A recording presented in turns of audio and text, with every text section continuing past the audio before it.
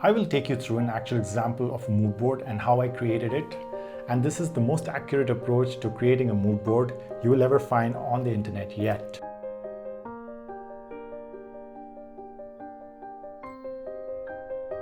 Designers, this video is all about mindset and thought process, which I am quite sure you have missed out in your design education, especially on the internet. If you understand this video properly, you'll be able to create a clear design project for any project that comes by you, and your clients will definitely appreciate the professional approach you have taken.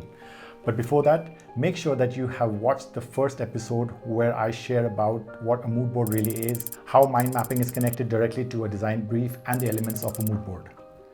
In this video, we have visitors who will share their valuable inputs. Robert, CEO of fashion retail business in the US. Jen, our design intern. All right, so let's get back. In the previous video, I took you through the design brief, but even before everything else, you as a designer need to understand the business strategy from the head of the entire business and understand the purpose of the design project and why they are investing in you and the design team. So for that, I asked Robert to share his business strategy and how design can be instrumental. Robert, over to you. We have to turn our shirts business to double the volume this year, and for the US market, we're targeting to meet some stores in the beginning of next month, and we need to show the best of what we can do. And we need a collection for men's shirts, but remember to keep the production feasibility and cost implications in mind. Sure, so what I gather from this and the entire understanding is that we need to prepare a collection of 20 shirts, which is appropriate for a fashion retail brand in the US. And knowing our production limitation, we should let the fabric fits finishes lead the range with highest levels of sustainability quotient in everything. Now this is exactly where I came up to the design brief, which goes like this. To design a collection of men's casual shirts for Spring/Summer 23, keeping casual wear trends underlined with highest practices of sustainability, regeneration, traceability for the global market. To be specific, we will take the US market for this project. What is sustainability, regeneration, and traceability? I can think of my tracing paper, but what all are these words? As long as we design some cool croquis or I do this, well, matter? This is what draws the line between a designer and a good designer. A good designer will research his way to understand the nuances and the real stories and find aesthetic solutions. Creating a shirt collection is just one of the tools to know the DNA of the brand, and creating every bit of the details is what is a good designer will care about. We are making a dedicated series on sustainability. Just subscribe to the channel and there is so much to learn. Okay? Well, don't mind Chen. He's just a young version of me when I was a design intern and I was highly clueless. So am I even now. And when we did the mind map exercise, we actualized the brief with actual product sustainability quotient, comfort, aspirational brands, color, etc.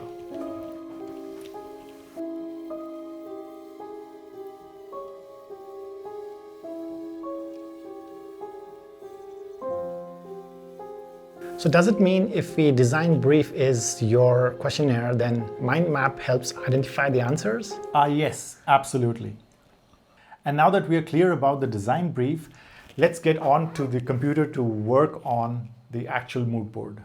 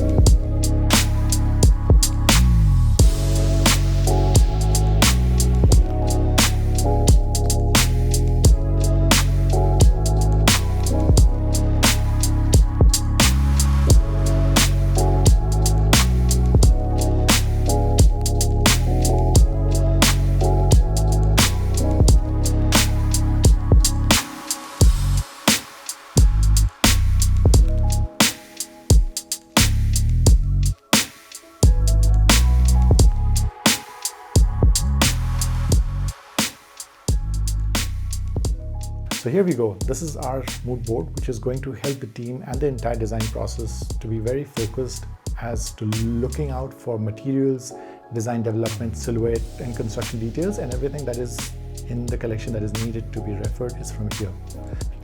We covered the components of a mood board, like for example, lifestyle. As we gather from the design brief, this is a casual wear shirts collection for American men between the age of 21 to 28 years, and we also decided to take image references from WGSN or other forecast sites for brands that we are going to refer to. Since images that can reflect emotions do not have to be time bound or be the latest images, we can definitely refer to Pinterest for this to express visual emotions that connect with the consumer. You can even look out for royalty-free images, videos, vector graphics, and many other creative assets if you buy a subscription to Envato Elements, which I use for all my creative content. I have tried other options and Envato comes out to be the most affordable and the library is immense. I'm leaving an affiliate link to the subscription below. If you sign up from the link below for a subscription, I'll get a tiny share from it. There's no extra charge for it for you. Your work will be faster and the subscription to the stock site for the creative data is going to be immense. Episode 3 will be about inspiration boards, and now we come up with the building of a trend book. Some call it creative direction for the season, which is pretty much a creative document to refer to the collection.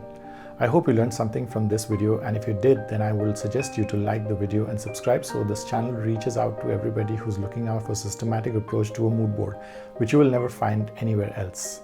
Search the web or YouTube for fashion design mood boards, and you will find mostly designers explaining their perspective about a mood board, but no one has decoded the business strategy to design brief, and that this entire playlist is about creating a strong ecosystem of design processes. And here's a book recommendation that I have about creative thinking.